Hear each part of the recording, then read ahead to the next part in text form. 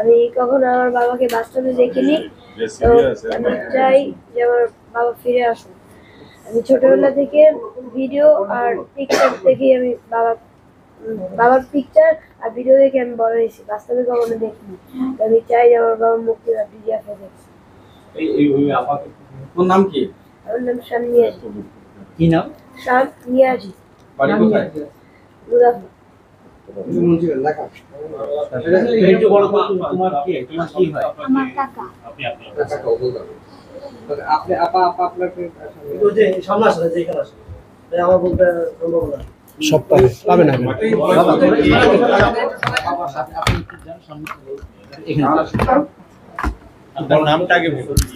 আমার নাম শাহিনা ইসলাম, আমার স্বামী মোহাম্মদ আইনুল ইসলাম।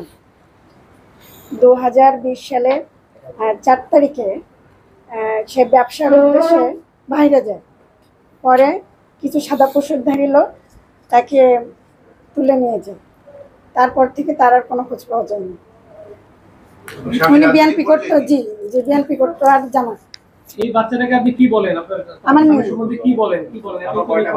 আমার 3টা বাচ্চা। এদের কি বলেন বাবার সম্বন্ধে কি বলেন? যে বাবা ফিরে আসবে এটাই আমরা আশা করি, এটাই আশায় নিয়ে আছি আমরা। তার ফিরত চাই। সাদা পোশাক বলতে কাদের যেন জেনেছেন পরে সাদা পোশাক? না, ওটা জানতে পারি না, যে কারণ তথ্য এখনো আমরা কিছুই পাইনি। ওরা বাবাকে খুঁজে কি বলে বাবা? বাবার কথা বলে যে বাবা কবে আসবে, কোথা থেকে পাবো বাবাকে। ঠিক আছে।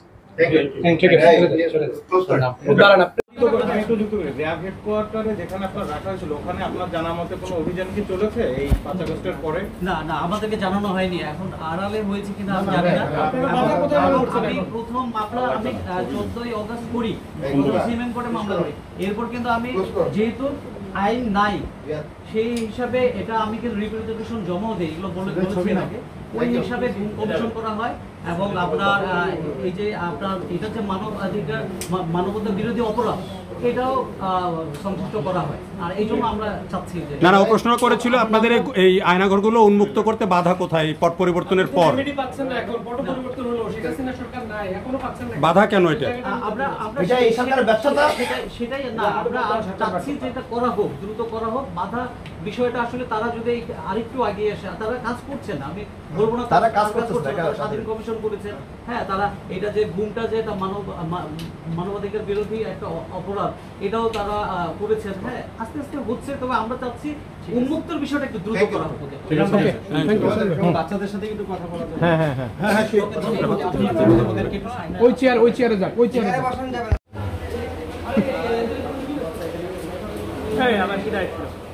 সব ক্যামেরা আসবে আগে যদি নিয়ে থাকে তারপর